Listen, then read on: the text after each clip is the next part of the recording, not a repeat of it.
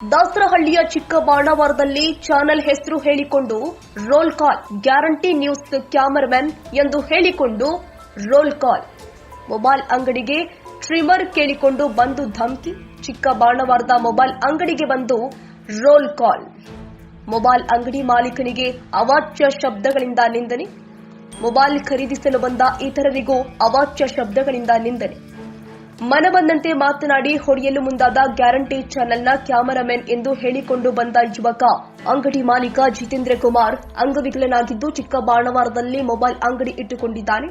Shriram electronical and electronics ಎಂಬ ಸಣ್ಣ ಅಂಗಡಿ ನಡೆಸುತ್ತಿದ್ದಾರೆ. ನೀವು ಅಷ್ಟೇನೆ ಹೆಂಗಂದ್ರೆ ಆಗಲ್ಲಪ್ಪ ನಮ್ಮಲ್ಲಿ ಸಿಗಲ್ಲ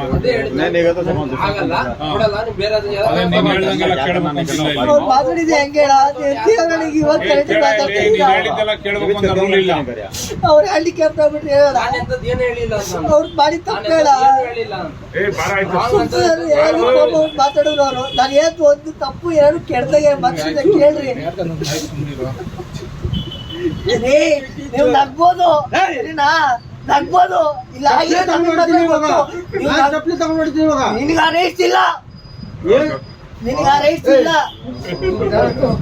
ತಪ್ಪೇನಾಗುತ್ತೆ ಅಂತ ಯಾರು ಏನು ಯೋಚನೆ ಮಾಡ್ತಿಲ್ಲ. ಇವ್ನು ಹ್ಯಾಂಡಿಕ್ಯಾಪ್ಟ್ ಅಂದ್ಬಿಟ್ಟು ಅವ್ನು ಹೆಂಗ್ ಮಾತಾಡಿದ್ರು ಅವ್ರು ಯಾರನ್ನ ಹೆಚ್ಕೊಂಡ್ಬಿಟ್ಟು ಪಾಪ ಸಪೋರ್ಟಿಗೆ ಬಂದ್ರು